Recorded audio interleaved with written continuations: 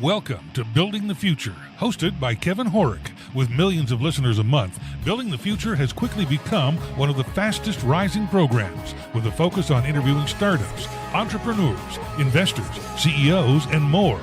The radio and TV show airs in 15 markets across the globe, including Silicon Valley. For full showtimes, past episodes, or to sponsor the show, please visit buildingthefutureshow.com.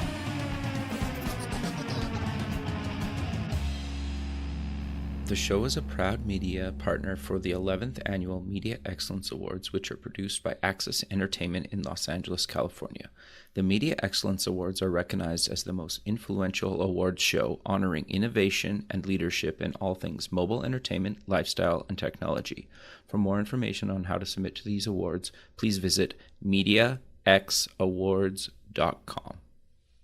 Welcome back to the show. Today we have Dan Tari and Naveen Jain, who are working on an open source blockchain protocol project called Tari. Guys, welcome to the show. Hey, Kevin. Hello, Kevin. Thank you for having us. Yeah, I'm really fascinated by what you guys are doing kind of selfishly. But before we kind of get into all that fun stuff, let's get to know each one of you a little bit better. And Dan, maybe let's start with you, kind of maybe give a bit of background on yourself, some career highlights, and kind of how you got to where you are today. Great. Thanks, Kevin. Great. Happy to be on the show today. I've known my counterpart on this lovely podcast, Naveen Jain, for over 10 years. I met him when I was at Ticketmaster. Okay. In the ticketing space. You'll hear that probably for the last 17 years, I've been in the event ticketing space, and kind of began in San Francisco back in '99 when I graduated from Kellogg Business School and came out to San Francisco. I thought I was going to be a banker, an investment banker at Montgomery Securities. Did that for a quick 2 years, and then the whole .com one was blowing up all around me, and it was a fascinating time to be in the Bay Area. And of course, like everyone else, I went off to seek my fortunes in the internet space, and I was always a huge music fan. So I joined a company called Ticket Web in very early '99 because I loved music, and they happened to be ticketing a lot of music clubs in the space in the Bay Area. And I was like, God, I understand that space, and I understand. Sounds like a very good application of online e-commerce, etc. So I joined that business. About a year and a half later, we sold that to Ticketmaster for about $35 million. Back then, that was a huge sum. Well, it still is, to be fair. To be fair, I was not one of the original guys, but I was a hired gun. And then I went on to run that business as well as a couple other businesses for Ticketmaster for 7 years, from about 2000 to 2007. Okay. Which was a great time. Still in the Bay Area, but spending a lot of time all around America, signing music clubs to the Ticket Web platform. And then in 07, 08, broke away from Ticketmaster. My work was done there. They really didn't want to invest a whole lot more in the brand or the platform. So my opportunity to build things and build new features and tech was kind of over, and it had petered. So it was time to find a new feeding ground. And long story short, I co-founded a company called Ticketfly, which was another, it was basically a next gen Ticket Web that would integrate, marketing tools and be mobile optimized, and take advantage of the social web more than ticketing platforms heretofore had been. They were really inventory management systems, and we really wanted to make Ticketfly into a marketing platform. Gotcha. And so we did that, and built that for many years, and then in 2014 we sold that business to Pandora for a much larger sum of $450 million. So everything was bigger about Ticketfly, and that business has since traded hands to Eventbrite. Right. But yeah, and so during this time in 2007, I met Naveen, super smart guy, always kind of, I call him the intellectual hustler. And the guy's, his mind never stops, and he's very adept at kind of keeping his eye on many balls, not just one. And he came to me last summer and we talked, and he kind of was my personal sensei on briefing me on blockchain technology, and particularly how it could help issue and manage digital assets in a more effective manner. Okay. To do a couple things like just keeping the economic value of the key participants. For example, in say just the ticketing space, when a promoter issues a ticket, there's a lot of leakage on the back end in the secondary market. And so anyway, long story short, he talked to me. He briefed me on blockchain and captured my attention. And what started off as a kind of a friend helping a friend, just advising, quickly turned into a co-founder role on the Tari project. And so here we are today. Very, very cool. Veen, do you want to maybe give a bit of background on yourself and kind of your upbringing and your kind of career highlights, because you've done a ton of stuff as well? Yeah, sure. So I grew up in the San Francisco Bay Area, and Very cool. I studied computer engineering at Purdue. I was only there for a year. I dropped out. Interesting. What made you drop out, just out of curiosity? There were many factors. Okay. I just, it wasn't like the best time for me. Like, it wasn't a good fit for me. Number one. Gotcha. And number two, I just really wanted to get focused on building things. I had a lot of ideas. Very cool. And, I just needed an outlet, and I didn't feel like, frankly, school was the best outlet for me. So I started my first company, which was called SparkArt.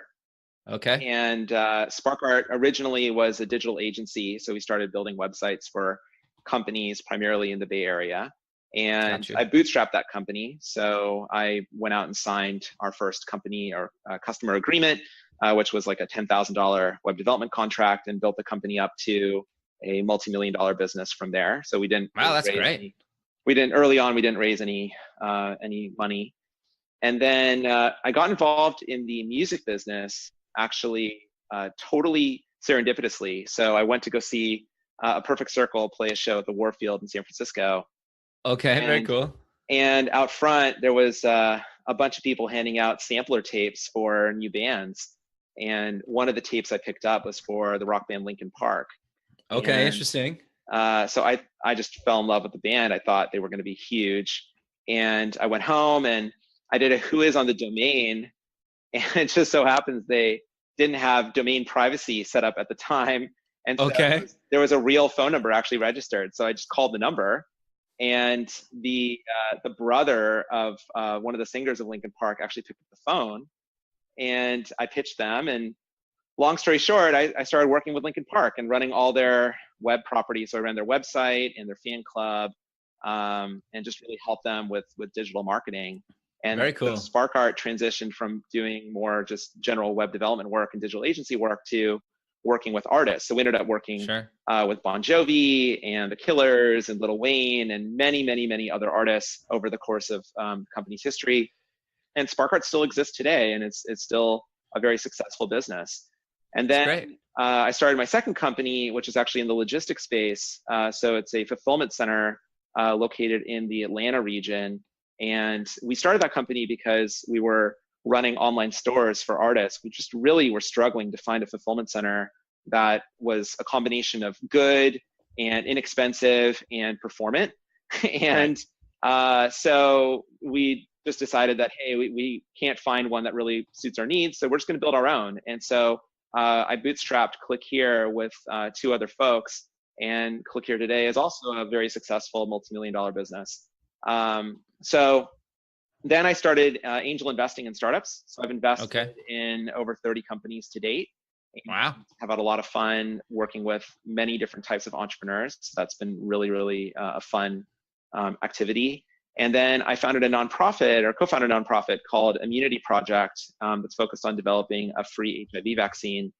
And we ended up having the opportunity to go through Y Combinator. So that was also a really fun experience. I learned a ton about building organizations, building companies. And then fast forward today, I started thinking about new things in the blockchain space. I originally started off as a miner for Monero, which is a pretty well-regarded cryptocurrency project. It's a privacy-focused cryptocurrency project. about 3 years ago.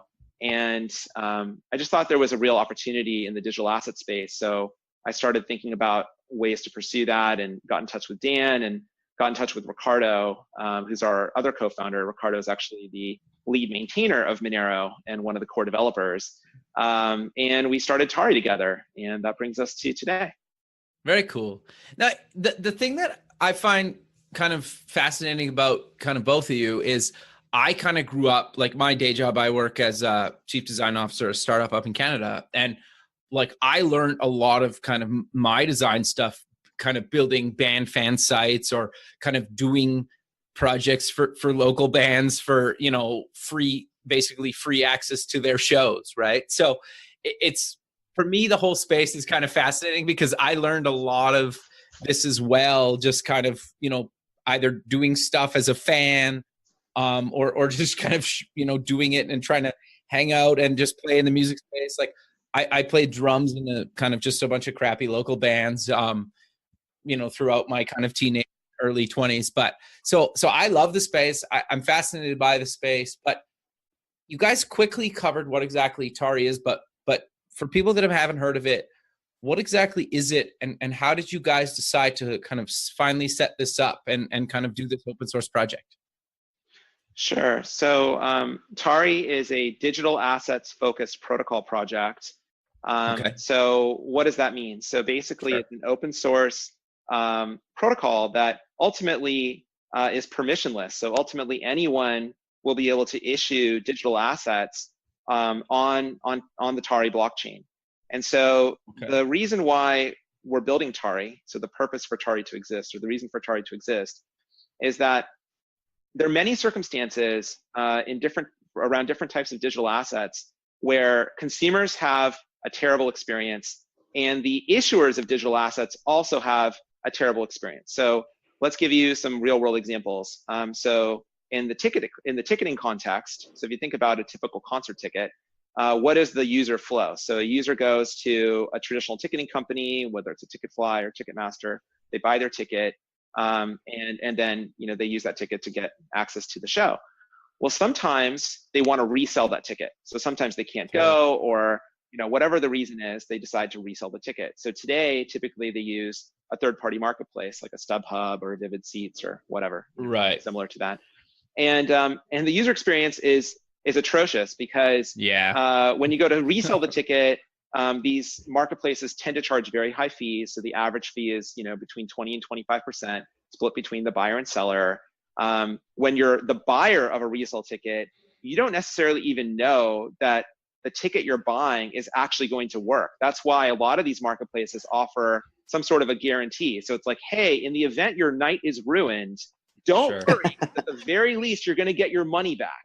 It's like, okay, well, gee, thanks for screwing up my entire evening by not being able to validate that the ticket. You may get your money back, but you lose your girlfriend. Yeah, exactly. So there's this like crazy clunky experience from the consumer perspective, and then from the ticket issuer perspective. If you are a promoter or you're an artist, so if you think about how the industry works, someone is taking all the risk to put on a concert. And usually that's someone called a promoter, right? So the promoter is the one who's paying the artist, they're renting the room, they're really doing all this hard work and putting all this money on the line, they're marketing the show to make the show happen. And for them, when their ticket is sold the first time, there's a whole sort of intricate set of economic splits and whatever else that happens when a ticket is sold, and that's all good. That generally works. It's a little clunky, but that generally works.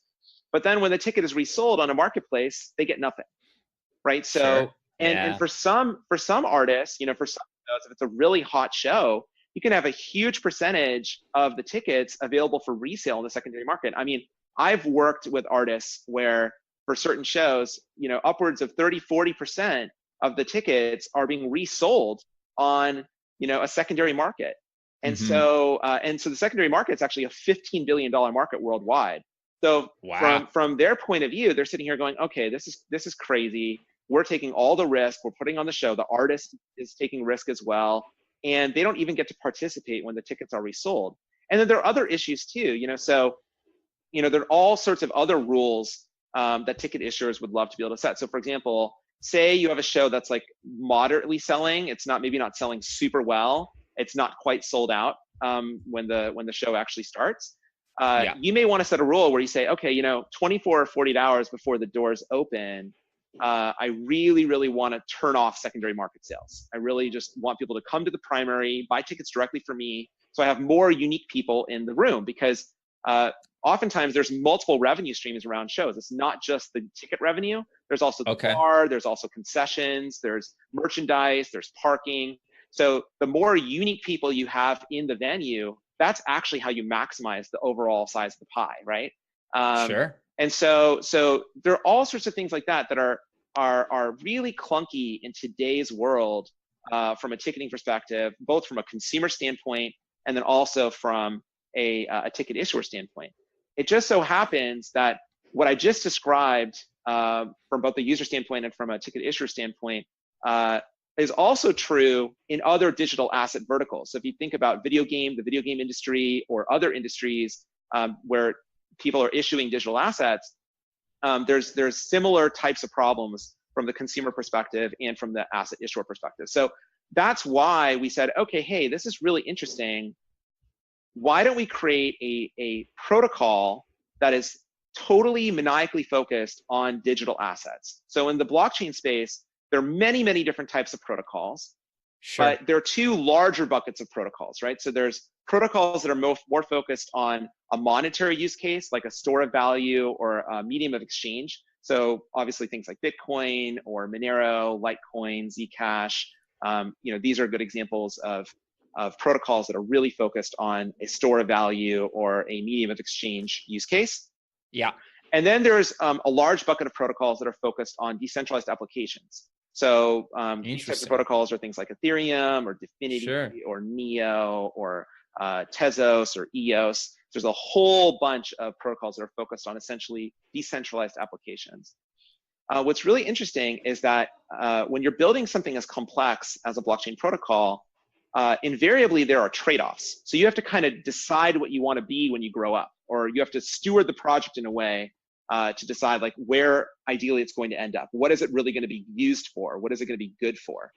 And so what we realize is that there's this interesting middle ground where if you want to build something that's not quite as sophisticated as a decentralized application system, so maybe it doesn't support a Turing-complete programming language and it doesn't quite have all the bells and whistles of a decentralized application system, but it definitely supports non-fungible tokens, things that are unique, versus say a traditional monetary protocol system or monetary protocol, then that's actually a really interesting thing, because you can actually build something that is really scalable, that is truly decentralized, that's permissionless, and have it be focused in a market that's gigantic. Like digital assets are a huge, huge market. Like tickets, for example, alone, just live event tickets is a $67 billion market.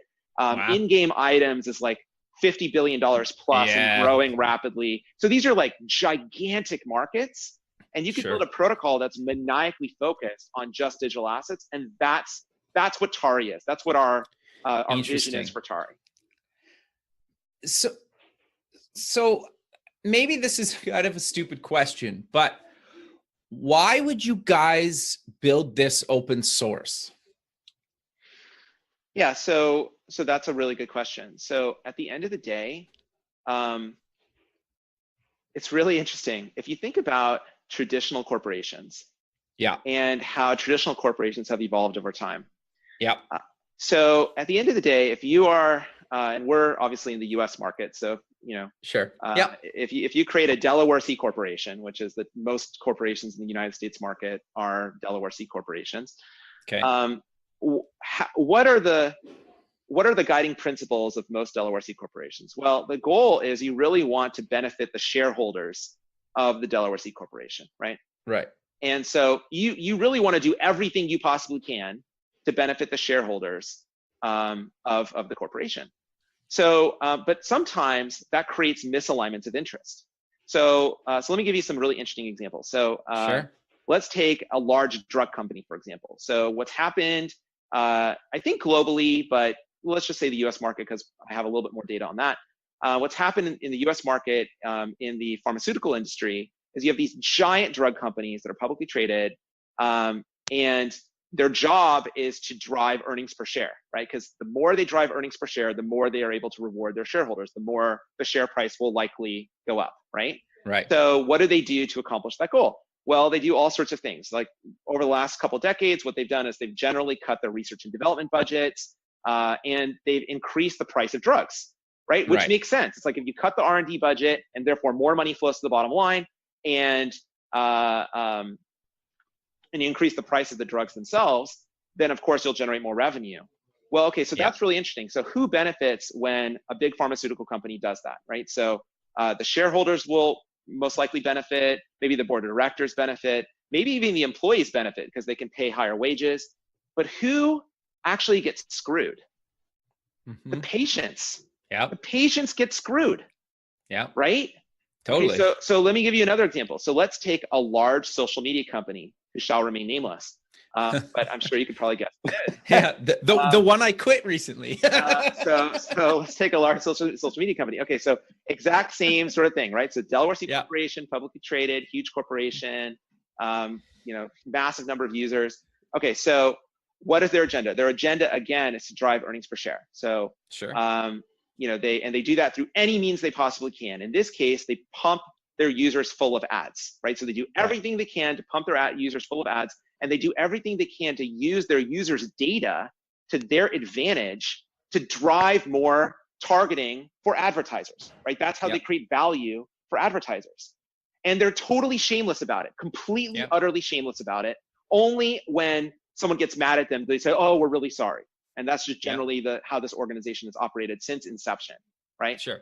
Okay, so who benefits in that scenario? Again, when the earnings per share goes up quarter after quarter after quarter, and it's just a superstar performing company, so every quarter, invariably EPS is generally going up. So who benefits? Again, the board of directors, the shareholders, the employees, but who gets screwed? Sure. The users. The users get screwed. So at the end of the day, the problem with building something like what we're building is that our number one job is to earn trust, right? That's our number one job. So interesting. Sure. How do we earn trust across a wide range of constituents? So we have all sorts of different types of constituents that invariably will be interacting with the Tari protocol, right? So we have users and end users, we have digital asset issuers, we have miners, we have cryptocurrency traders, we have all sorts of people that are going to be interacting with this ecosystem. We're really creating an ecosystem. So our agenda is to really earn trust across all of these constituents as much as humanly possible. So one of the best ways to do that is to make the project open source, right? Because then, then it's not about, hey, do we really trust Naveen, Dan, and Ricardo? Like maybe you do, maybe you don't. Like that's fine. But if you don't trust us, okay. In fact, don't trust us.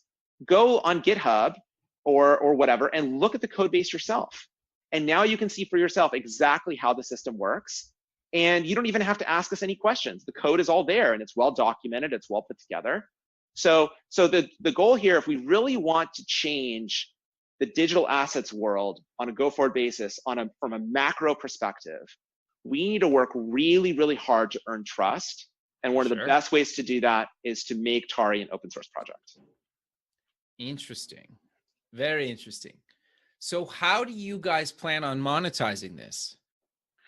So that's a really interesting question. So our agenda is Tari is a new type of economy, right? So, so at the end of the day, digital asset issuers are going to be issuing their digital assets on the Tari blockchain.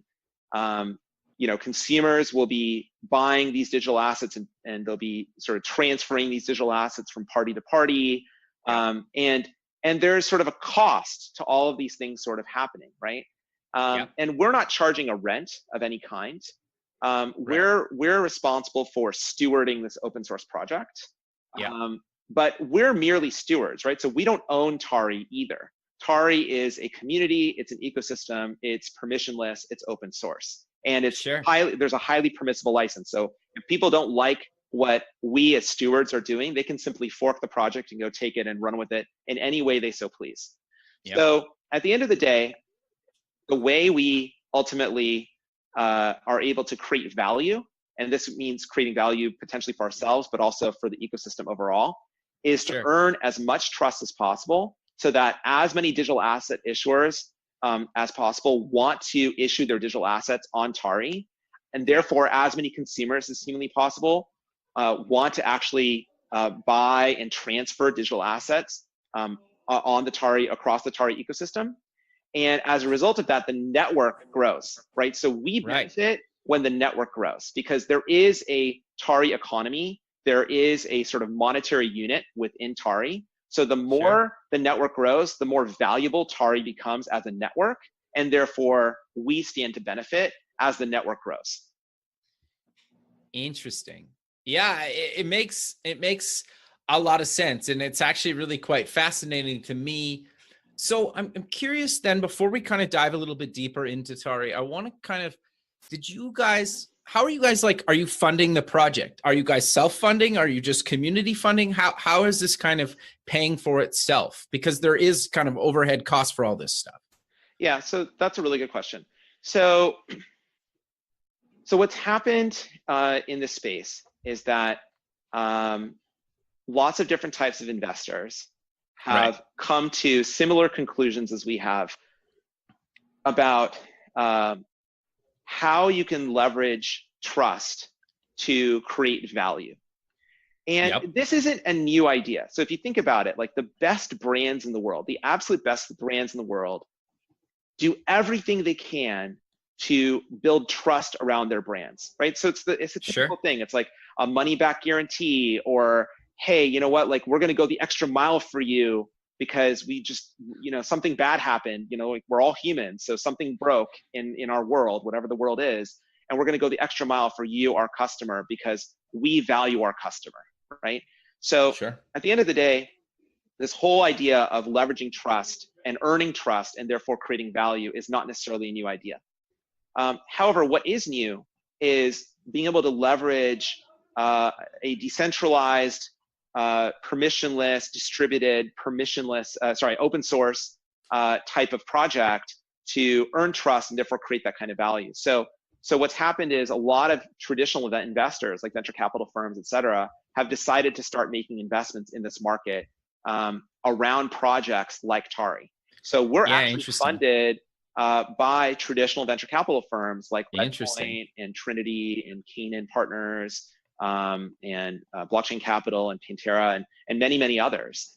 And so the bet that they're making is that the three of us, given our very diverse backgrounds, but pretty deep experience in our respective fields, will be able to steward this open source project and earn enough trust by all these different constituents that people really, really want to issue their digital assets on the Tari blockchain, and therefore consumers want to participate in this ecosystem, and that we're going to build a network that becomes one of the biggest networks in the world.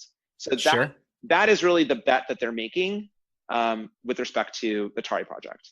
Yeah, interesting. Because I'm even a part of another open source project right now, kind of that's a big kind of US corporation is kind of building themselves and obviously opening it up to the community.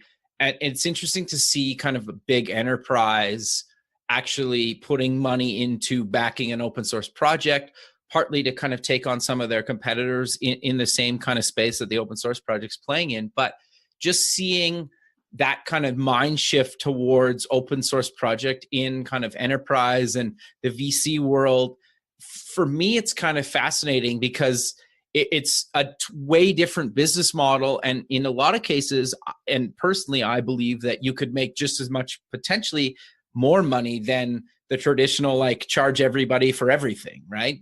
Totally. I mean, there's so many wonderful, super high impact open source projects.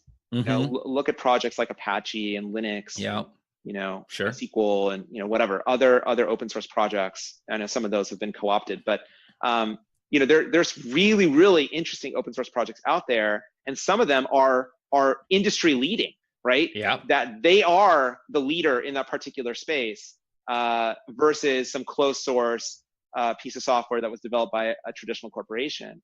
So I think the same is true in our market. I think we obviously believe, we have all the bias in the world, but we believe that that's where the digital asset market is moving. And the more we can create a trusted, open platform for digital assets, the bigger the digital asset ecosystem actually will end up being, and the more successful it'll actually end up being for everyone involved. Sure.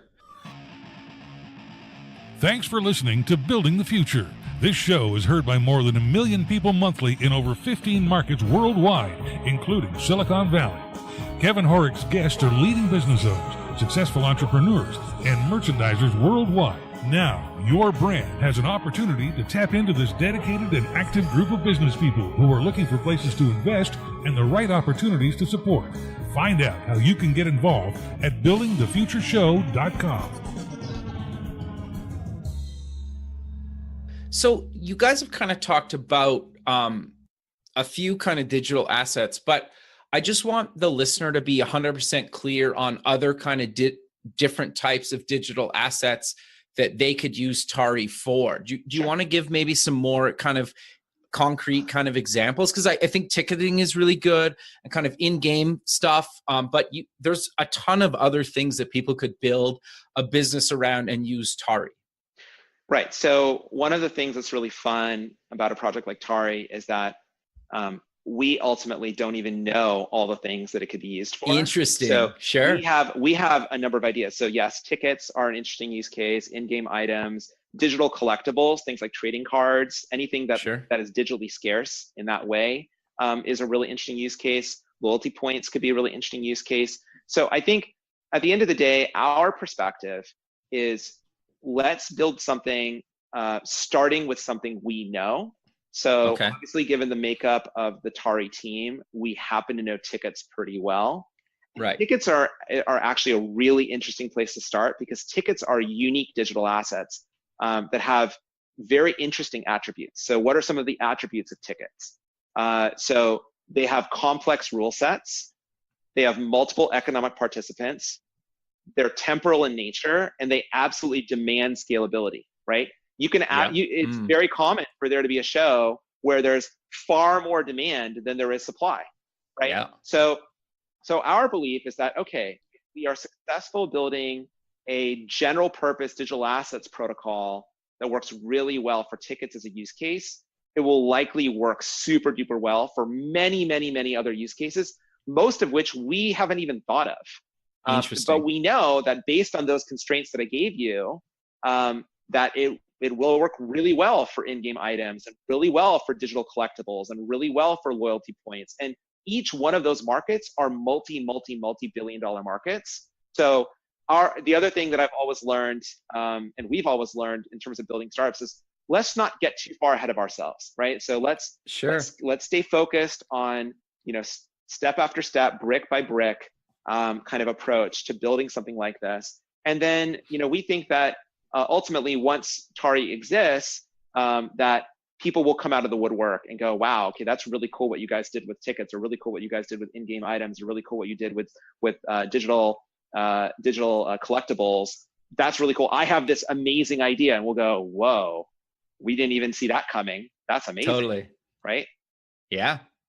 No, that I think that's what has always kind of fascinated me about the entire open source kind of community is you can kind of do anything and everything you want with the different kind of projects. And sometimes people like mash a bunch of them together and create something that like you would never come up with yourself, but like, you're like, oh man, that's brilliant. Right? Totally. I think the key to the whole thing though, is that restraint is super important. Like you have to choose what you are not going to do. And that's just as important as choosing what you are going to do. So in our case, in the blockchain space, one of the things that's happened is people are trying to build these protocols that will do absolutely everything, right? They're great for decentralized applications. They're infinitely scalable. They can do 1 trillion transactions per second. They can make you levitate, right? They can make you do anything I under love the that. sun, right? Yeah. And the problem with that is that's just simply not true, right? That Sure. that kills trust. Yeah, That's interesting. untrustworthy, right? So Sure. our approach is like, okay, no, let's just look, let's stay focused. We have a vision. We happen to know a digital assets use case super duper well. I mean, Dan has sold over $1 billion worth of concert tickets in his career, well over that. I've sold a lot of concert tickets myself. Sure. We do have members of our team that are, really tied in with the other digital asset use cases. One of our advisors is John Pleasance, who's the former chief operating officer of Electronic Arts. So we do have people who are very involved in other digital asset use cases too. And let's just stay focused there. Let's really stay focused on digital assets. Let's do everything we can to make that use case work super duper well. And then if other people want to take the Tari code base and turn it into something completely different, great, go for it. Sure. Enjoy. And anything we can do to support, we are happy to support.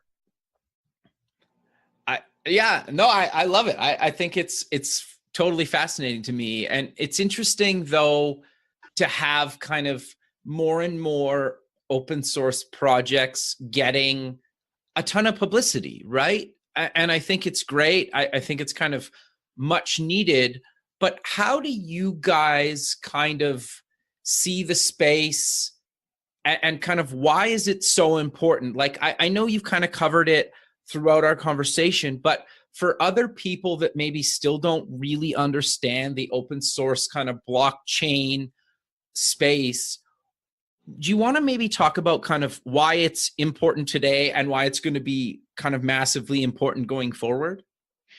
Yeah, so something that I think everyone can understand is that when you give your data to a third-party company, you lose control, right? Right.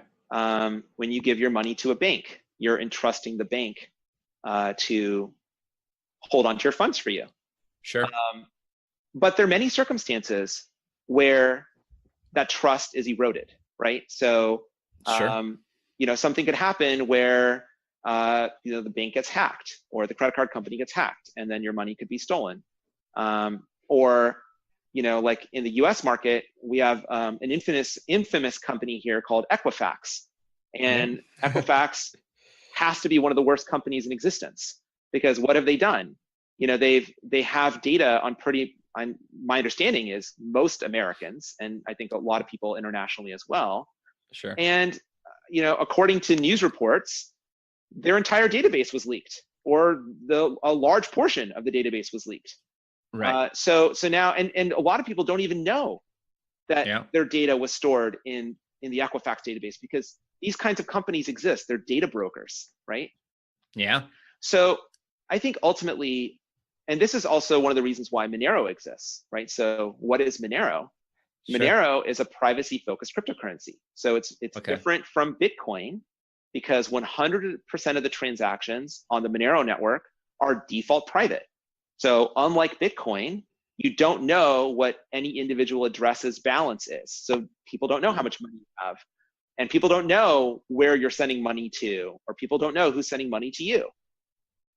And so, why are these kinds of things important? Because at the end of the day, this is about the power of the individual. This is about giving you the tools, you, the individual, the tools to have full control over your data, your money, your digital assets. Right. And that's the fundamental shift that I think is happening. So we've run this experiment now as a species. As a species, we've run this experiment of, let's just trust third parties with our stuff. Let's just do that. Let's just see what happens, guys. We're just going to give it a shot. We're going to trust these random third parties with our stuff. And then time and time again, the trust is breached. It's eroded. We should not be trusting these organizations with our stuff. We should not be trusting them with our money. We should not be trusting them with our data. We should not be trusting them with our digital assets.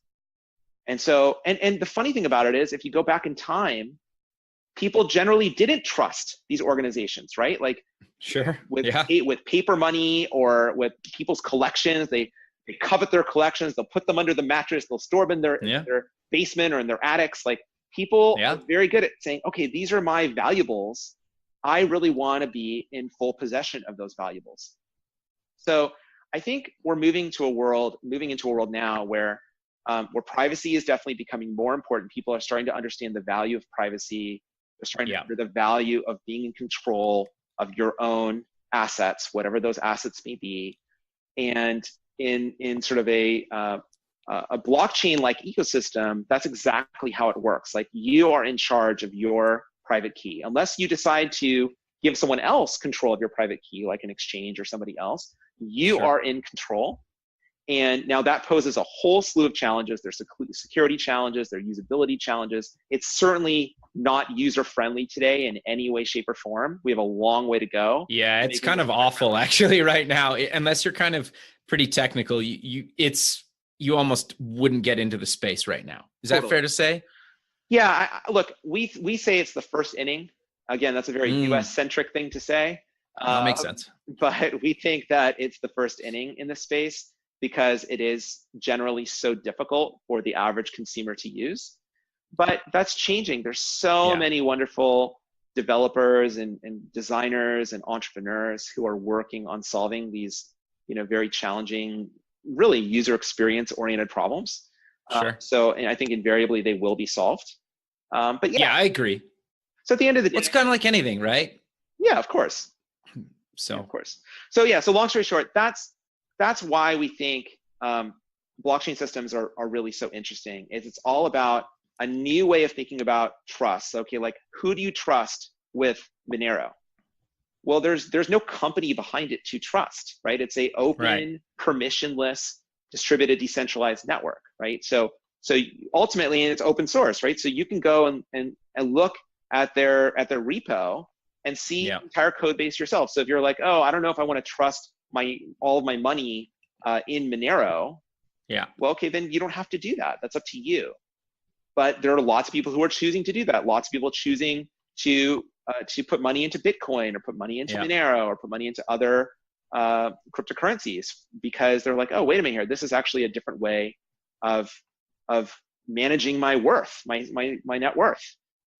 So I think, and then also the ability to send money cross-border is huge, right? So the fact that there's no middle person, there's no rents to be charged. So if you want to send money around the world, you don't have to pay, some, intermediary a huge fee. You can just send it and it costs you very little.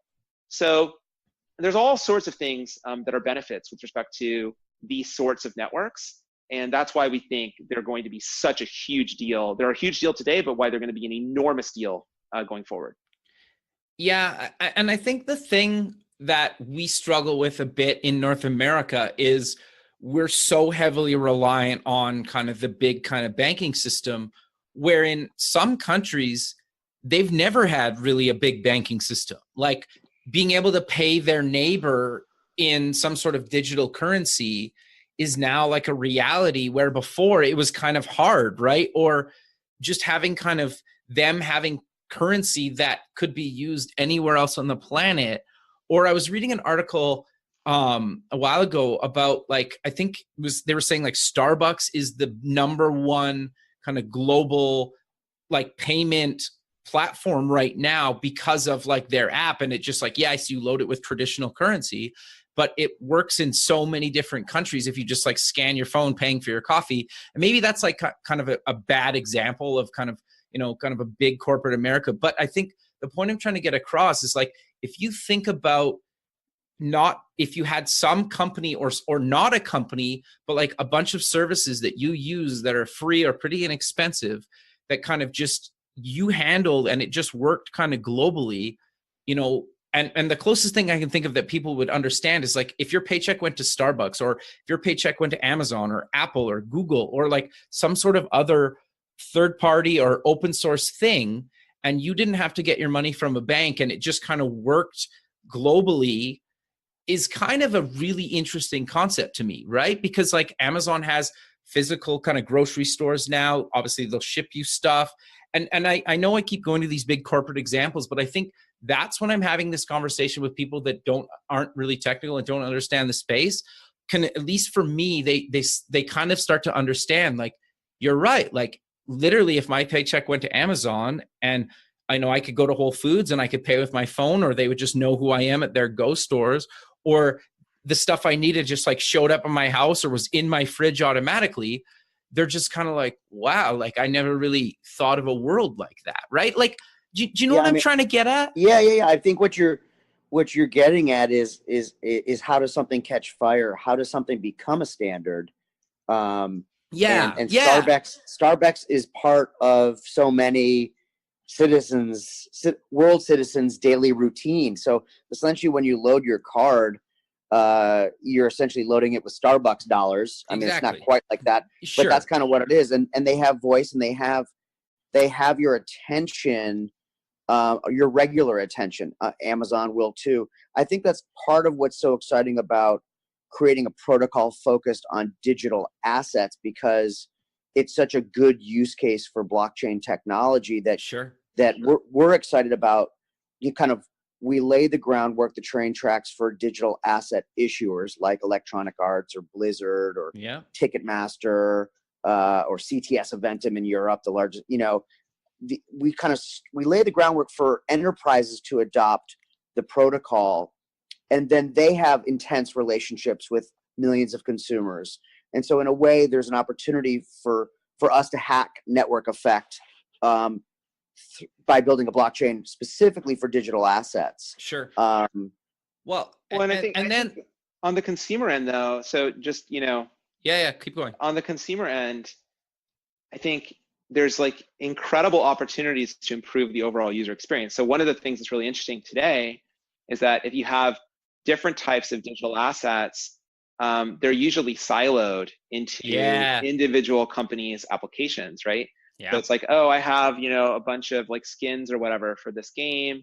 I have a pair of tickets. I have like, some trading cards or whatever. And these things are like in these silos. And you may have worked really hard for these things. Like, so maybe you paid money for them.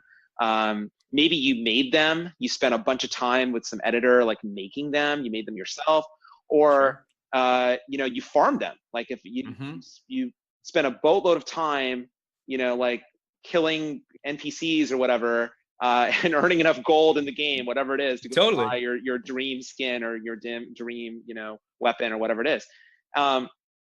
And so at the end of the day, it really does become a part of your net worth. And so imagine a world where the digital asset issuers really want to issue digital assets on something like Tari, because they can set whatever rules they want around their digital assets and trust that those rules will be enforced across this network. Totally. And then other parties, other people, it could be you, it could be some other entrepreneur goes, oh, wow, that's really dope. There's all these amazing digital assets that are issued on the Tari blockchain. And I want to create an application that enables people to have all of those digital assets in one place. Sure. And trade them, right? Potentially. And trade them. Like I could trade a character for tickets. Sure. Hypothetically. Hypothetically, yes. But here's the Kevin, let's just say, go ahead. The trick behind that whole thing, though, is that only happens if the digital asset issuers rules are respected. So let's take a in-game item, for example. It's like, oh, I have this particular in-game item and only level 20 players can trade this particular item or transfer this particular item from player to player. Well, that's cool as long as those rules are generally being respected. And yes, there are ways to, like there may be some leakage or whatever, but generally are being respected. Then that's where the digital asset issuers go, oh, wow, this is really cool. A, there's probably more money here because, wow, we can monetize the secondary market in ways that are really important to us. B, we can set rules that make sure that, the hard-won game mechanics we've designed or whatever are protected. So we don't have people like gaming the system in strange ways. We can kill black markets. We can just destroy them. We can say, okay, these black markets, we can kill fraud. So, wow, we know that this particular item is a legit item because it's provably that item, right? Cryptographically, provably that item. So these are the kinds of things that we think are really interesting. So that's where there's massive opportunity for the issuers, and there's massive opportunity to improve the user experience for consumers. Sure. Dan, were you going to say something? Well, yeah, no, I was going to say, one way to look at Tari is we're building a system and a network that offers freedom as a feature. Yeah. So, I mean, so there's control that Naveen was described about. We are offering the enterprise an opportunity to put rules on things. They already have rules, right? They already have rules that you can't trade my items except inside my walled garden. Mm-hmm. But the consumer would prefer freedom to use or sell or trade the assets that they've spent literally hours and hours and hours down their mom's basement earning and spending money on. I mean, it's, say in-game items. So it's this balance between giving enterprises control and respect for their IP and all of their hard work, but also offering the consumer the freedom to play and trade with the things that they've earned and spend good money and time for. Yeah, it almost like puts, because the thing that's interesting about the whole kind of banking space right now, like it's really just a number in a bank account, right? Sure, yes, like we need it, we need a certain amount to like buy the things we need day to day, but like at the end of the day, like if you put 20,000 hours into something digitally and I want to buy that with something physical and you want something physical that I have, like why can't I have your digital item and I give you my physical item, right? Like but I think a lot of people don't understand that like there's a lot of digital items that people have spent maybe more time than they have creating something physical, right? And I think the marriage of kind of the online and physical world has kind of yet to happen from kind of like a trading physical kind of cash whatever exchange perspective. Do you guys kind of agree with that, or am I kind of off there? No, I think that at the end of the day, any item you have that you've acquired, whether it be a physical thing or it be a digital thing, the more we can give you the freedom to transfer that item with other parties for whatever you want, the more freedom you're creating. I love that word that Dan used. The more freedom that you're giving to the user, the consumer. So at the end of the day, as we said, Tari is an open source, permissionless, distributed, decentralized, or will be, all of those things network. And, it's still very much in development, still very early stage. Right.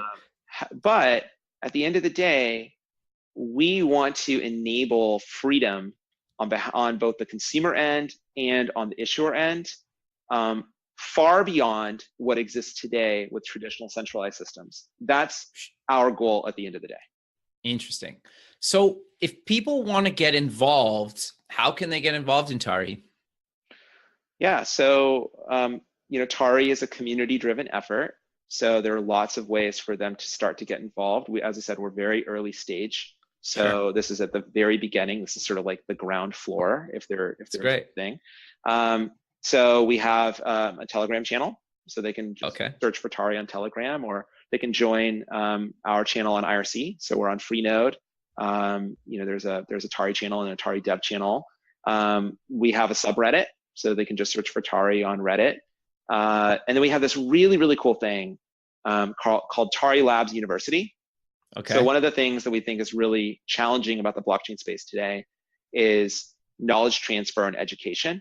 So there are many, many people who really know how this stuff works, but it's a pretty small population compared to the much broader population of developers, designers, economists, others who are interested in blockchain systems. And so we had a challenge within the Tari Labs organization that we were trying to solve, which is anyone who starts to work on Tari, they're coming from diverse backgrounds. They may not know, the latest and greatest thinking around how various second layer scaling solutions may work, or whatever is happening right now within the blockchain ecosystem in terms of, the latest, the bleeding edge developments. And so, so we created this open source curated set of materials that anyone can access. It's on GitHub. You can just go search for Tari Labs University. Basically it's an open source set of educational materials. And anyone can contribute to them. So like, we don't claim to know everything. We don't know everything. I can just tell you that categorically. We definitely don't know everything. Sure, that's great.